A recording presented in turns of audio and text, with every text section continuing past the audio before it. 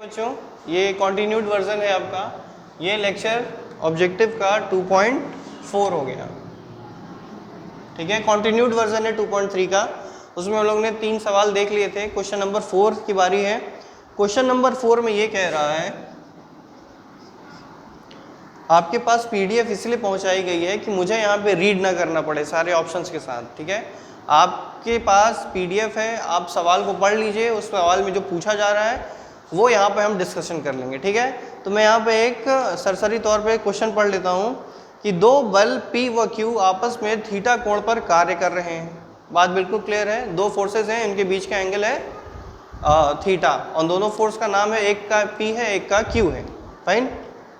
क्षैतिज रेखा से परिणामी बल की दिशा होगी, ठीक है। जैसे हम इसका ड्रॉ कर लें, ये आपने एक P नाम दे दिया फोर्स का और दूसरा Q दे दिया। इनके बीच का एंगल क्या क्या था, थीटा, ठीक है। अब आपको पता है कि इनका जो परिणामी बल है वो इन्हीं के बीच से कहीं से होके जाएगा। तो क्षैतिज से ये परिणामी बल का कितना एंगल बन रहा है फाई, यानी दिशा बतानी है आपको। उसका फॉर्मूला क्या होता है, इसके फॉर्मूले में हम लोग ने सॉल्व किया था कि tan phi is equals to Q sine theta upon P plus Q cos theta. ये चीज़ अगर आप लोग को याद ना आ रहा हो तो पुराना वीडियो लेक्चर्स आप देख लीजिएगा, जिसमें हमने दो फोर्सेस के रिजल्टेंट का डायरेक्शन निकाला हुआ है, चाहे वो एनालिटिकल मेथड से हो चाहे वो ग्राफिकल मेथड से हो। तो एनालिटिकल वाले मेथड में आप देखिएगा कि तो tan फाई इक्वल्स टू आएगा Q sine theta upon P plus Q cos theta, ठीक है। तो यहाँ से आपको मिल जाता है फाई इक्वल्स tan इनवर्स में Q sine theta upon P plus Q cos theta, ठीक है। तो अब देखिए हमारे पास ऑप्शन कौन कौन से हैं। पहला ऑप्शन क्या है, पहला ऑप्शन है, ऑप्शन नंबर 1 में है tan inverse Q sine theta upon Q sine theta upon P plus Q cos theta, ठीक है। ऑप्शन नंबर बी में है, ऑप्शन नंबर बी में लिखा हुआ है tan inverse Q cos theta upon P plus Q sine theta, ठीक है। ऑप्शन नंबर सी की बात करें, ऑप्शन नंबर सी में लिखा हुआ है साइन इनवर्स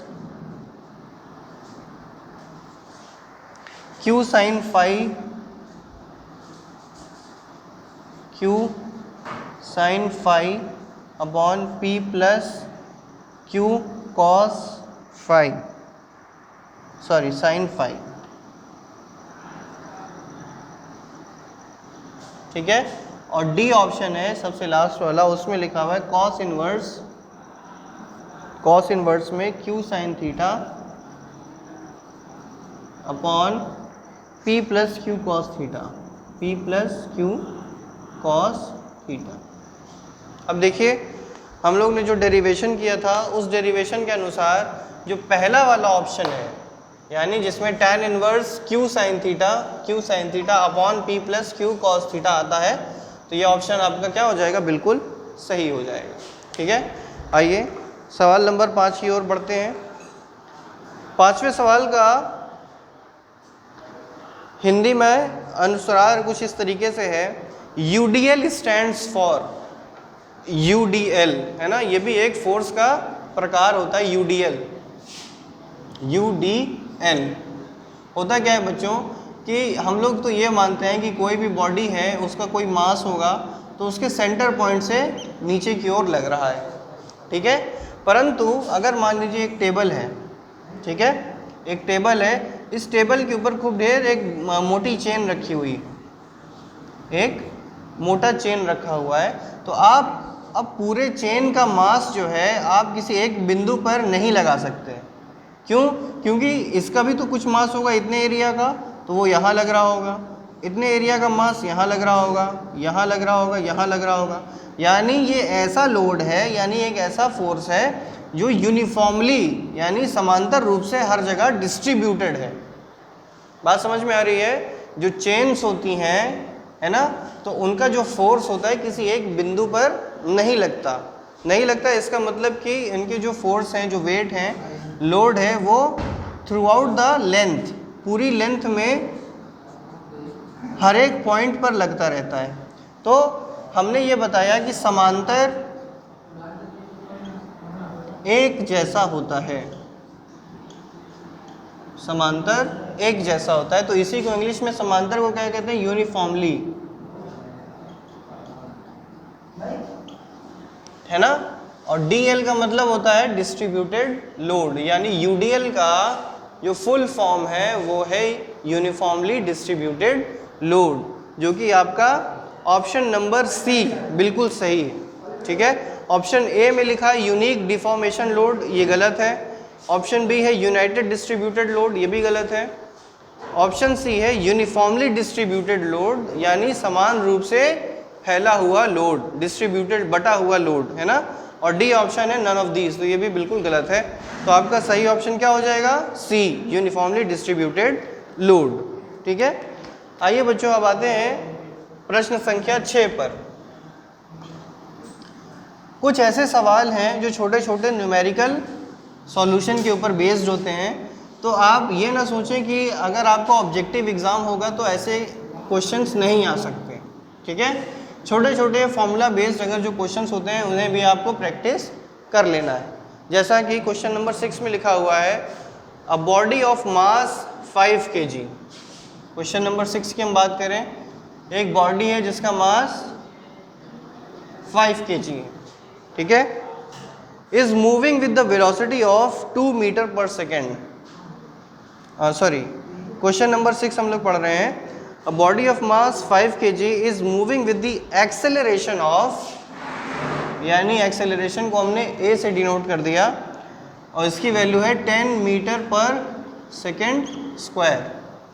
ठीक है, कैलकुलेट द फोर्स, फोर्स आपको निकालना है, फोर्स का मान आपको पता नहीं है। ठीक है, जैसा कि हमें इसका समीकरण पता है कि force equals to mass into acceleration होता है। यहाँ पर मास और एक्सेलरेशन का वैल्यू दिया हुआ है, सीधा आपको फॉर्मूला में पुट करना है। तो मास का वैल्यू हो गया 5 और एक्सेलरेशन हो गया आपका 10, यानी F इज इक्वल्स टू आ गया 50। 50 क्या आया है? अगर इसका मात्रक देखेंगे तो m जो है kg हो गया और acceleration metre per second square हो गया, है ना। कुछ याद आ रहा होगा आप लोग को, तो फोर्स जो है 50 न्यूटन हो जाएगा, क्योंकि 1 न्यूटन बराबर 1 kg metre per second square होता है। ठीक है, तो इसी हिसाब से 50 kg पर मीटर पर सेकेंड स्क्वायर का मान हो जाएगा 50 न्यूटन। ऑप्शन में देखिए 50 न्यूटन कहाँ लिखा हुआ है, तो ऑप्शन नंबर बी जो है आपका बिल्कुल सही ऑप्शन है, सही उत्तर। ठीक है, पहला ऑप्शन है 2 न्यूटन, गलत, क्योंकि 5 इंटू 10 50 होता है, 2 नहीं होता। ऑप्शन बी बिल्कुल आपका सही है, 50 न्यूटन। सी में देख लीजिए 5 kg metre per second square, अगर यहाँ पे 50 kg metre per second square होता तो ये भी सही हो सकता था, लेकिन यहाँ 50 नहीं है, यहाँ पे 5 है। ठीक है, और डी ऑप्शन क्या है? नन ऑफ दीज, जो कि बिल्कुल आपके टॉपिक से ही हटके हैं। ठीक है, अच्छा एक चीज़ इसमें तो रह गई थी बच्चों, जो हिंदी मीडियम के बच्चे हैं, तो वो क्वेश्चन नंबर 6 का अनुवाद जो है वो सबसे नीचे स्टार बनाकर किया गया है, क्योंकि ये क्वेश्चन जो है हस्तलिखित हैं, हैंड रिटन में है। ठीक है, तो इसीलिए इसका हिंदी अनुवाद रह गया था, जो कि नीचे लिख दिया गया है। तो जो स्टूडेंट्स को अगर क्वेश्चन नंबर 6 इंग्लिश में नहीं समझ में आ रहा होगा तो वो क्वेश्चन नंबर 6 को हिंदी अनुवाद नीचे देख सकते हैं। ठीक है, आइए अब चलते हैं क्वेश्चन नंबर 7 की ओर, और ये जो है आपका सबसे लास्ट क्वेश्चन है।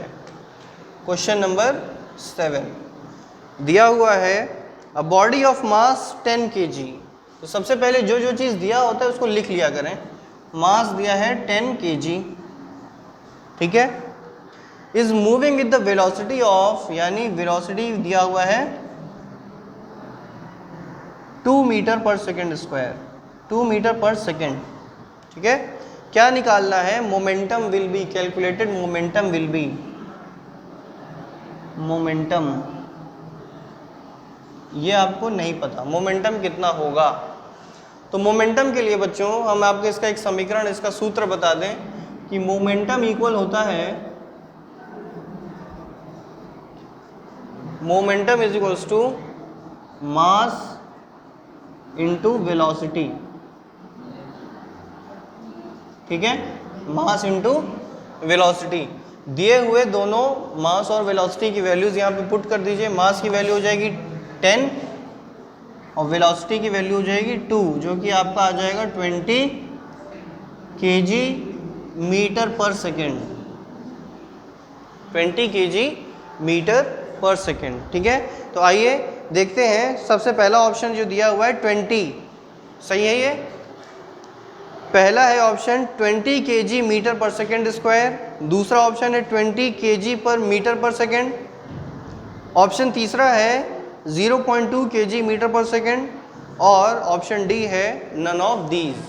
तो इसमें से बच्चों जो ऑप्शन 2 है वो बिल्कुल सही है, ठीक है। आप लोग को यूनिट का भी ध्यान देना है। यदि हमने यहाँ पर देखिए थोड़ा सा कन्फ्यूजन कर दिया, पहला ऑप्शन में 20 kg metre per second square हमने लिख दिया, ठीक है।